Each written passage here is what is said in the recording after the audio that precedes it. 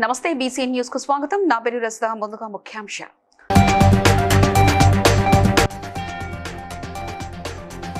మహాలక్ష్మి పథకం ద్వారా 10,000 కోట్ల ప్రయాణ ఛార్జీలు ఆదా అయ్యాయన్న మంత్రి సీతక్క.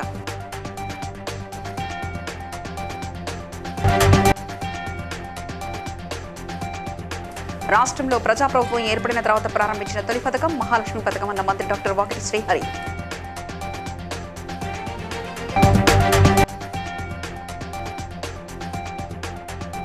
తనపై ఆరోపణలు పూర్తిగా అవాస్తవమన్న ఎమ్మెల్యే గూడెం మహిపాల్ రెడ్డి.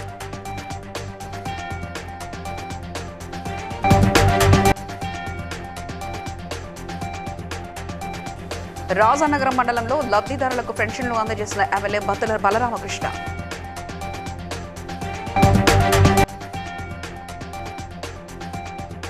ములుగు జిల్లా పర్యటనలో భాగంగా మల్లంపల్లి మండలంలో అభివృద్ధి కార్యక్రమాలను ప్రారంభించిన మంత్రి సీతక్క. తెలంగాణ రాష్ట్ర రోడ్డు రవాణా సంస్థలో మహాలక్ష్మి పథకం ద్వారా 290 కోట్ల ఉచిత ప్రయాణాలు పూర్తి కావడంతో 10,000 కోట్ల ప్రయాణ ఛార్జీల ఆదాపై అభినందనల కార్యక్రమం నిర్వహించారు. ఈ కార్యక్రమానికి మంత్రులు పొన్నం ప్రభాకర్, సీతక్క, మహిళా ఐఏఎస్ అధికారులు హాజరయ్యారు. పెద్ద సంఖ్యలో మహిళలు పాల్గొన్నారు. మంత్రి సీతక్క మాట్లాడుతూ కాంగ్రెస్ ప్రభుత్వం ఇచ్చిన హామీ మేరకు మహిళలకు ఆర్టీసీ బస్సులో ఉచిత ప్రయాణం 100% అమలు చేస్తామని తెలిపారు. ఈ పథకం వల్ల మహిళలు ఉపాధి అవకాశాలు పొందుతూ కుటుంబాల అభివృద్ధికి తోడ్పడుతున్నారని పేర్కొన్నారు. కాబట్టి ఈ రోజు దాదాపుగా 300 కోట్ల ప్రయాణాలు, దాదాపుగా 300 కోట్ల మహిళా ప్రయాణాలు. మహిళలు తక్కువ ఉన్నాం మనము, కానీ ఒక్కొక్క రోజు 30 సార్లు అడిపోతారు, 30 సార్లు నెలకు ఇటు వస్తారు. అవునా కదా? నెలలో వాడుకుంటే వాళ్ళు కూడా ఉన్నారు కదా, కాలేజీలలో పోయేటోళ్ళు. 10,000 కోట్లు చేయాలని చెప్పాలి, కానీ కొట్లాడుకుంటారు, కూరగాయలు తెంపుకుంటారు, డాన్స్ వేయండి అని ఒక గౌరవప్రదమైనటువంటి పదవులలో ఉండేటువంటి నాయకులు, బీఆర్ఎస్ నాయకులు విమర్శిస్తా ఉన్నారు. కాబట్టి దీన్ని మంచిగా వాడుకుందాం. మనం 1 కోటి మంది మహిళల్ని సంఘాలలో చేర్పించాలా, మరి వాళ్ళందరూ కోటీశ్వరులు కావాలని కలలు కంటున్నాం, సంకల్పం పెట్టుకున్నాం తప్ప అవుతారు. రేపు వాళ్ళకు పెట్రోల్ బంకులు ఇస్తున్నాం, సోలార్ లైట్లు ఇస్తున్నాం. రాష్ట్రంలో ప్రజాప్రభుత్వం ఏర్పడిన తర్వాత ప్రారంభించిన తొలి పథకం మహాలక్ష్మి పథకం అని మంత్రి డాక్టర్ వాకిటి శ్రీహరి తెలిపారు. 2023 డిసెంబర్ 3 నుంచి అమలవుతున్న ఈ పథకం ద్వారా ఇప్పటి వరకు 290 కోట్లకు పైగా మహిళలు ప్రయాణించి 10,000 కోట్లకు పైగా ఆదా చేసుకున్నారని తెలిపారు. మక్తల్ బస్టాండ్ లో ఆర్టీసీ ఏర్పాటు చేసిన కార్యక్రమానికి మంత్రి ముఖ్య అతిథిగా హాజరయ్యారు.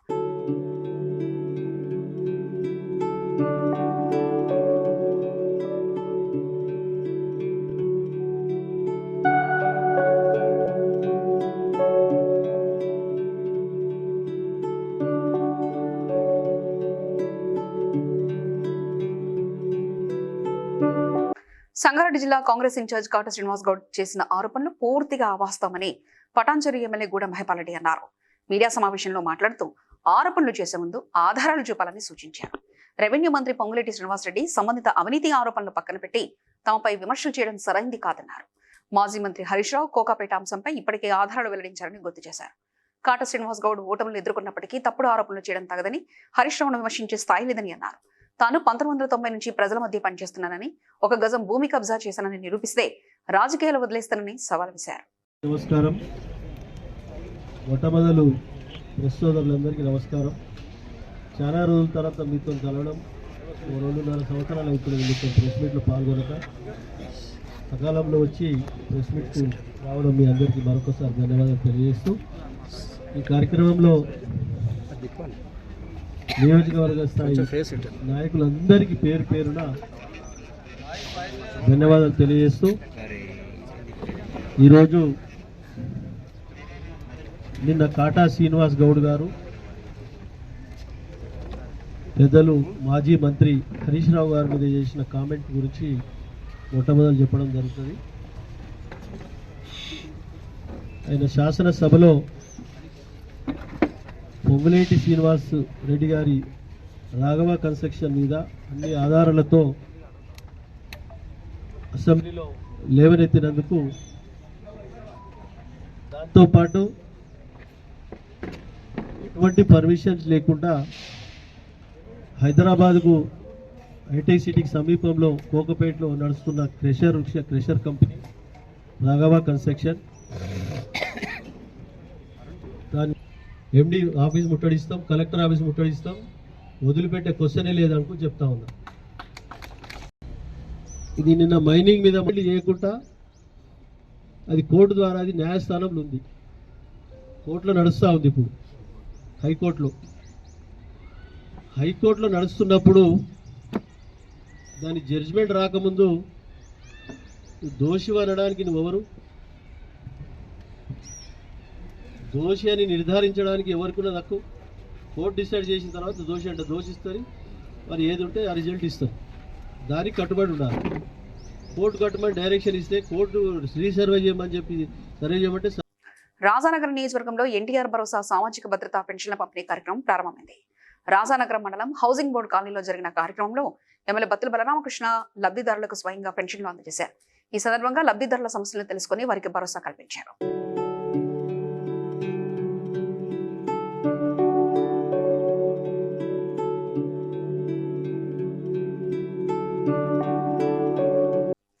ములుగు జిల్లా పర్యటనలో భాగంగా కలెక్టర్ దివాకర్ తో కలిసి మంత్రి సీతక్క మల్లంపల్లి మండలంలో అభివృద్ధి సంక్షేమ కార్యక్రమాన్ని ప్రారంభించారు. ఈ సందర్భంగా మాట్లాడుతూ పాదయాత్రలో సీఎం రేవంత్ రెడ్డి ఇచ్చిన హామీ మేరకు రాష్ట్రంలోనే మొదటగా మల్లంపల్లిని మండలంగా ప్రకటించామని తెలిపారు. రానున్న డిలిమిటేషన్ నేపథ్యంలో పలు మార్పులు ఉండే అవకాశం ఉందని పేర్కొన్నారు.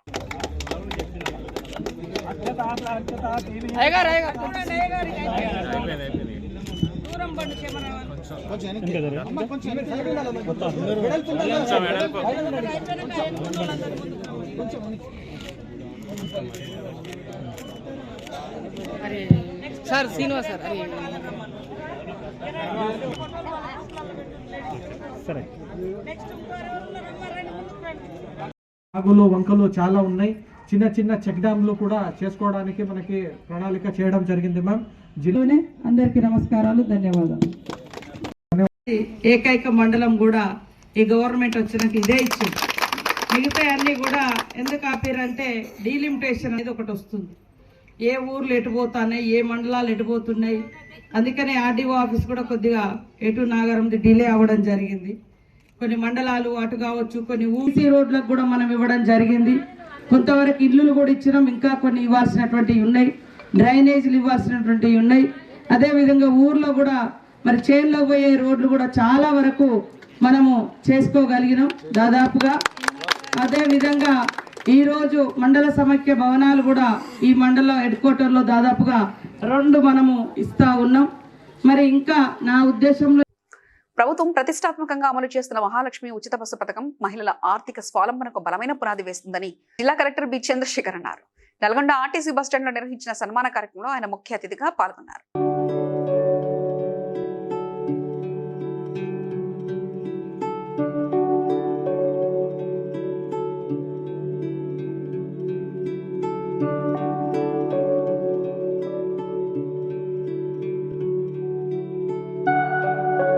కాకినాడ జిల్లా నూతన కలెక్టర్ గా ఎంఎన్ హరీంద్ర ప్రసాద్ బుధవారం ఉదయం తన కార్యాలయంలో పదవి బాధ్యతలు స్వీకరించారు. ముందుగా అన్నవరంలో శ్రీ సత్యనారాయణ స్వామిని దర్శించుకుని ప్రత్యేక పూజలు చేశారు. అనంతరం కలెక్టర్ కార్యాలయానికి చేరుకున్న ఆయనకు జాయింట్ కలెక్టర్ అపూర్వ భరత్ సహా జిల్లా అధికారులు ఘన స్వాగతం పలికారు. కలెక్టర్ ఛాంబర్ లో సంతకం చేసి బాధ్యతలు స్వీకరించిన అనంతరం మీడియాతో మాట్లాడుతూ కాకినాడ వంటి విశిష్ట జిల్లాలో పనిచేయడం గౌరవంగా భావిస్తున్నట్లు తెలిపారు.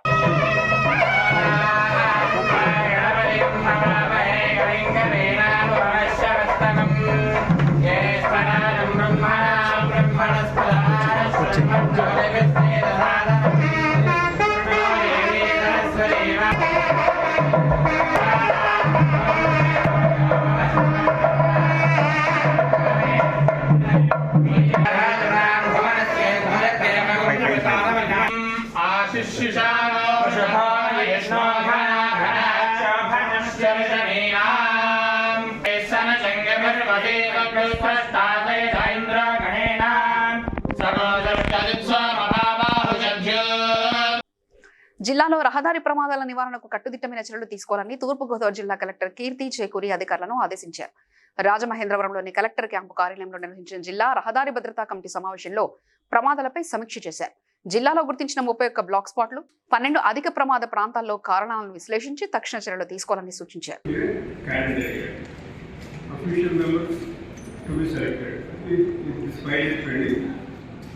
Then the non-official members, 3 government officials and guest officers are also selected, and 3 members from NGOs.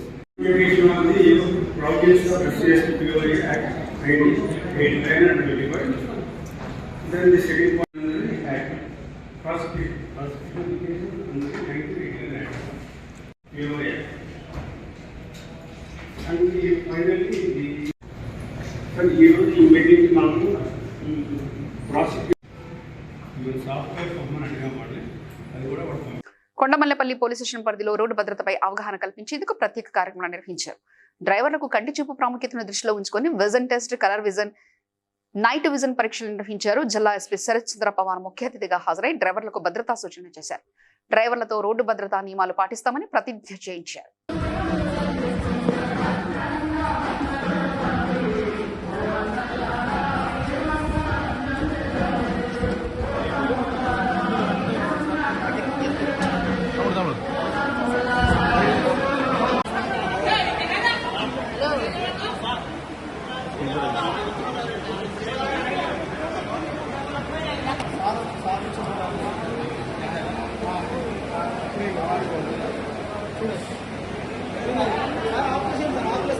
ప్రజాపాలన ప్రగతి ప్రణాళికలో భాగంగా ఖమ్మం జిల్లా పెనుబల్లి మండలం విఎం బంజర్ రింగ్ సెంటర్లో అలేవ్ రోడ్డు భద్రతా అవగాహన కార్యక్రమం నిర్వహించారు. కల్లూరు ఏసీపీ వసుంధరా యాదవ్ మాట్లాడుతూ జీవితం అమూల్యమని, హెల్మెట్, సీట్ బెల్ట్ తప్పనిసరిగా ఉపయోగించాలని సూచించారు. మద్యం సేవించి డ్రైవింగ్ చేయకూడదని, అతివేగం ప్రమాదకరమని హెచ్చరించారు. కార్యక్రమంలో సిఐ ముత్తులింగయ్య, ఎస్ఐ వెంకటేష్ పాల్గొన్నారు. లిమిట్ కంట్రోల్ చేయండి. Do not drink and drive. Alcohol తాగి తర్వాత డు నాట్ డ్రైవ్. ఇది it is also causing safety, your safety, it is causing also the safety of other people, other person on the road. Their safety is also at stake. Kindly మీరు వినండి. ఇంకా తర్వాత whenever you're driving ఇది but next time నుంచి whenever I should visit PM మంజార్, this mandal should become an example that ప్రతి మంది who are moving using two-wheeler, they should wear helmet. When we cross this, we will see all, each one of you, whether you are carrying your helmet or not, whether you are wearing a helmet or not. If anyone is not wearing, ఇప్పుడు we are going to do the challan. Ready? Challan kosam ready? Ravindra భారతిలో జరిగిన Vishwakarma art foundation Ugadi పురస్కారాల కార్యక్రమంలో PCC delegate Thangallapalli Ravikumar కు విశ్వసేవారత్న బిరుదుతో ఘనంగా సన్మానం చేశారు. Bhuvanagiri municipal chairman Thangallapalli Srivani Ravikumar కార్యక్రమంలో పాల్గొన్నారు. ఈ సందర్భంగా రవికుమార్ మాట్లాడుతూ విశ్వకర్మలు ఆర్థిక, రాజకీయ రంగాల్లో ఎదగాలని, వివిధ రంగాల్లో ప్రతిభ కనబరుస్తున్న యువతకు విశ్వకర్మ ఆర్ట్ ఫౌండేషన్ ప్రోత్సాహం అందించాలని అన్నారు. శాసనమండలి చైర్మన్ మధుసూదనాచారి, ఎమ్మెల్సీ దాసోజీ శ్రవణ్, తల్లోజు ఆచారి తదితరులు పాల్గొన్నారు.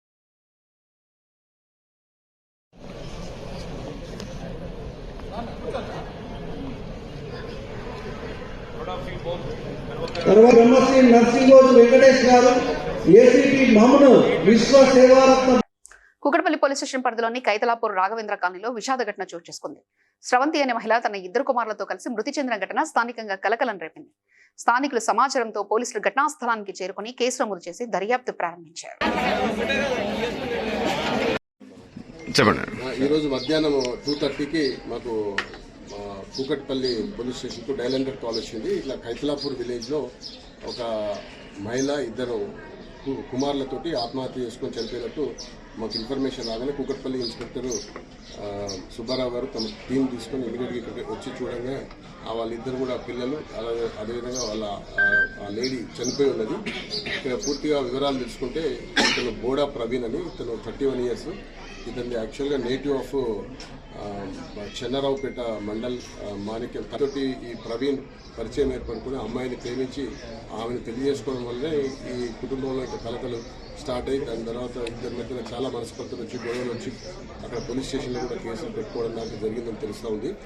అయితే ఈ క్రమంలోనే ఒక 4 days బ్యాక్ మళ్ళీ గొడవ పెట్టుకుని ఆమె వాళ్ళ తల్లిగారింటికి వెళ్ళిపోయినట్టు, వెళ్ళిపోయిన తర్వాత ఇద్దరు కూడా నిన్న వాళ్ళ భార్య దగ్గర పోయి అక్కడ పెద్ద మనుషుల సమక్షంలో మాట్లాడుకొని అమ్మాయిని మంచిగా చూసుకుంటానని తీసుకొచ్చిన తర్వాత నిన్న సాయంత్రం కౌశిక్ అని ఇతను 10 years 3rd class అవుతుంది.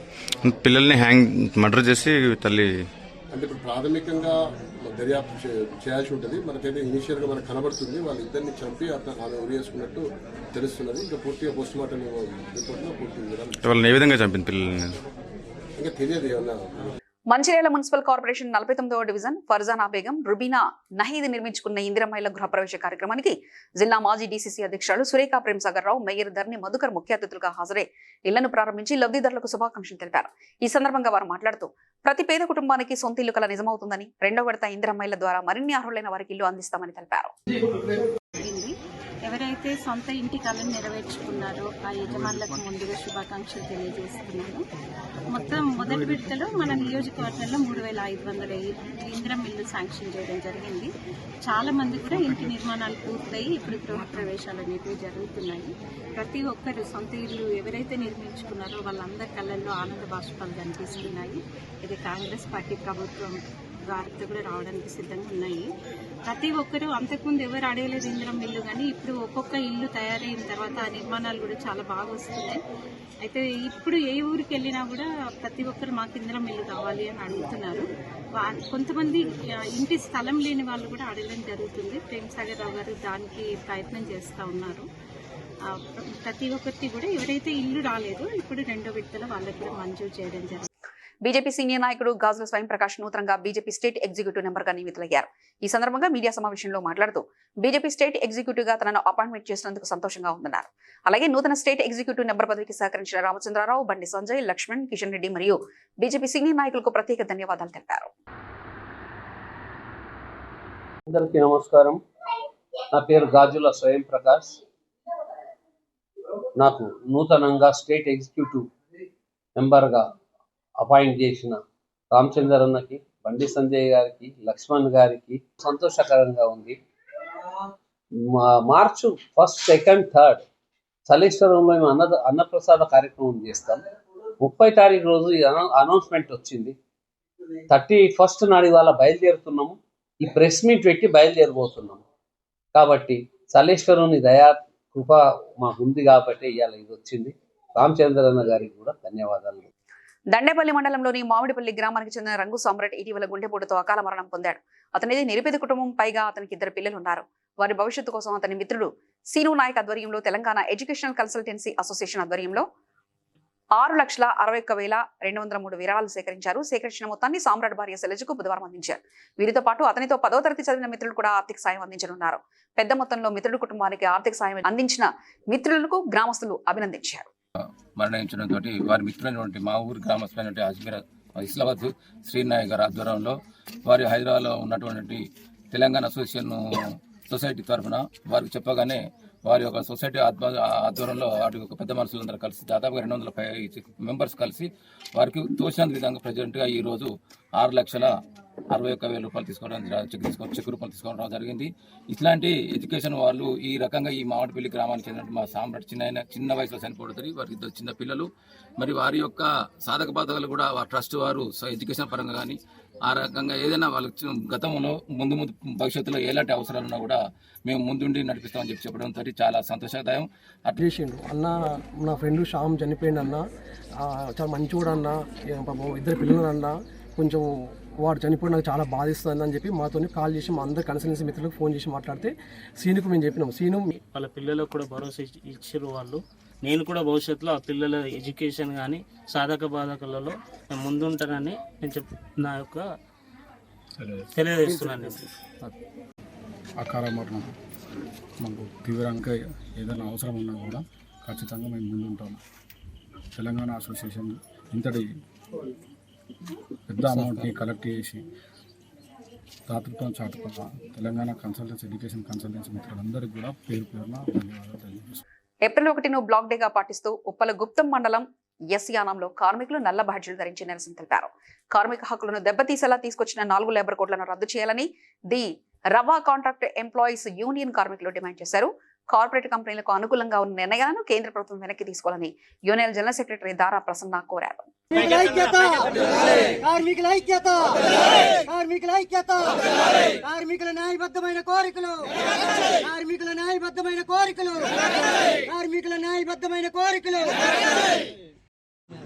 ఈరోజు బ్లాక్ డే.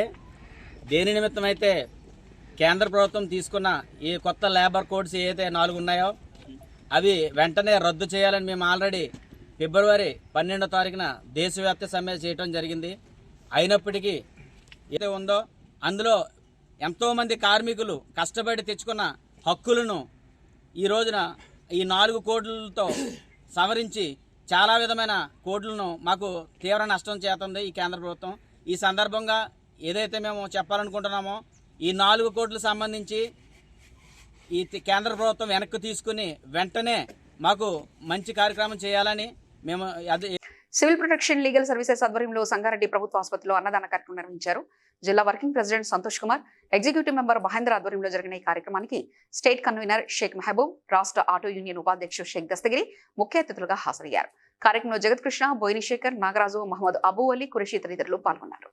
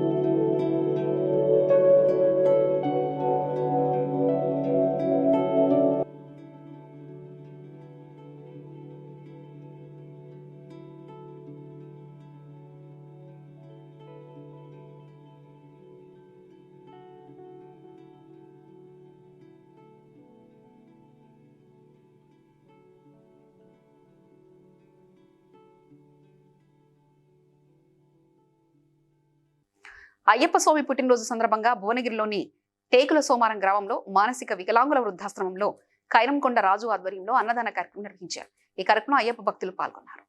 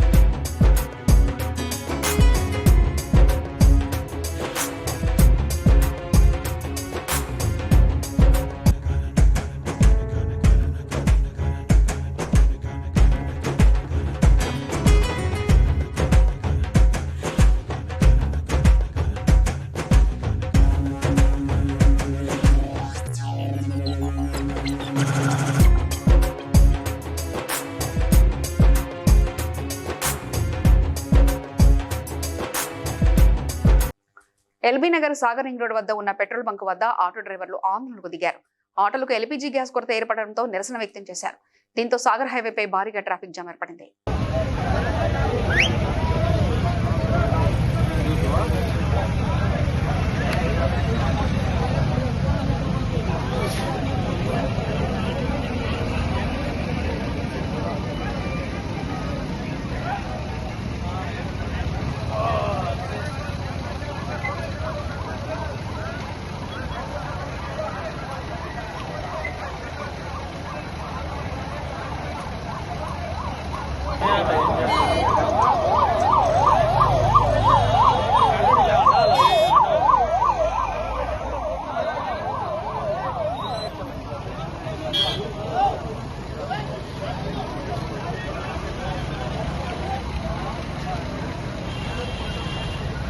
కాంగ్రెస్ పార్టీ నియోజకవర్గ ఇన్ఛార్జ్ కాట శ్రీనివాస్ గౌడ్ ఏర్పాటు చేసిన మీడియా సమావేశంలో ఎమ్మెల్యే గూడ మహిపాల్ రెడ్డిపై తీవ్ర విమర్శలు చేశారు. ఇటీవల ఎమ్మెల్యే చేసిన వ్యాఖ్యలను కౌంటర్ గా ఈ సమావేశం ఏర్పాటు చేసి బహిరంగ సవాల్ విసిరారు. ఎమ్మెల్యే మహిపాల్ రెడ్డి 1 గజం భూమి కబ్జా చేసినట్లు నిరూపిస్తే రాజకీయ సన్యాసం తీసుకుంటానని చెప్పారని గుర్తు చేస్తూ ఆధారాలతో విషయాలు బయటపెడతానని తెలిపారు. రేపు ఉదయం 11 గంటలకు బీరంగూడ శివాలయంలో తడిబట్టలతో వచ్చి నిజానిజాలు తేల్చుకుందామని సవాల్ చేశారు. తమ కుటుంబం 50 సంవత్సరాల రాజకీయ చరిత్ర కలిగిందని, కాటా కుటుంబం పేరు మీద ఎన్నో కాలనీలు ఉన్నాయని చెప్పారు.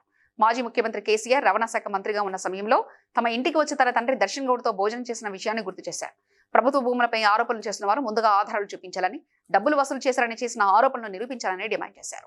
నువ్వు వచ్చి నేను చెప్పిన నిజమని నువ్వు ఎక్కాలి. అయితే నువ్వన్నా నాశనం కావాలి, నేనన్నా నాశనం కావాలి, తేలేసుకుందాం పటాన్చేరులో. ఇక సమస్యనే లేదండి. ఇక కాసుకో. ఇక నువ్వు తమ్మునోడు అయితే ఒక మనిషి పుట్టుక జన్మిస్తే కడుపుకు అన్నం తింటే రేపు రావాలంటున్నా, ఆరోపణల మీద స్టాండ్ ఉండాలంటున్నా. మొత్తానికి మాట్లాడుతున్నా.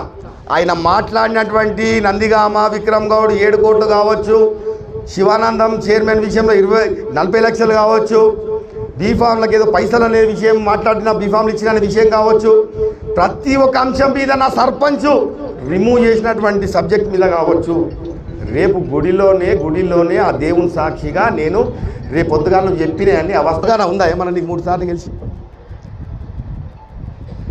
ఒకవేళ తెలియకపోతే తెలుసుకోవాలి. నీకు లీజ్ ఎప్పుడు కేటాయించిండో కూడా నీకు సరిగ్గా తెలియనటువంటి పరిస్థితి ఇది. నువ్వు 3 సార్లు గెలిచినా అని చెప్పి ఏదో భుజాలు తరుముకుంటా ఉన్నావు. రాజశేఖర్ రెడ్డి గారు వినండి, రాజశేఖర్ రెడ్డి గారు 2009 సంవత్సరంలో 2 సెప్టెంబర్ నాడు రాజశేఖర్ రెడ్డి గారు చనిపోయింది.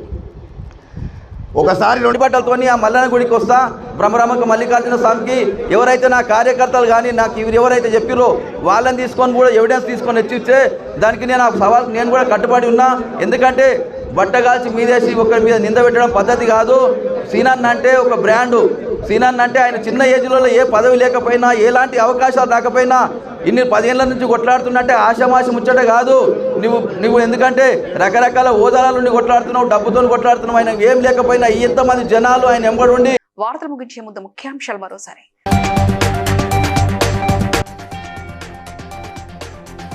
మహాలక్ష్మి పథకం ద్వారా 10,000 కోట్ల ప్రయాణ ఛార్జీలు ఆదా అయ్యాయన్న మంత్రి సీతక్క.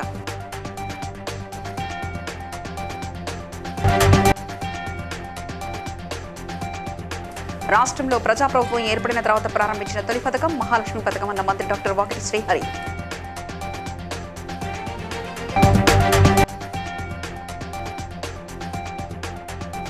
తనపై ఆరోపణలు పూర్తిగా అవాస్తవమన్న ఎమ్మెల్యే గూడెం మహిపాల్ రెడ్డి.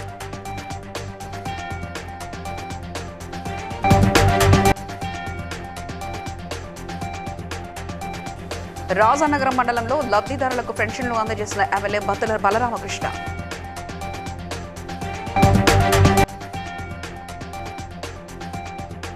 ములుగు జిల్లా పర్యటనలో భాగంగా మల్లంపల్లి మండలంలో అభివృద్ధి కార్యక్రమాలను ప్రారంభించిన మంత్రి సీతక్క. బీసీఎన్ న్యూస్ ఇంతతో సమాప్తం. మరో బులెటిన్లో మళ్ళీ కలుసుకుందాం. అంతవరకు సెలవు. నమస్కారం.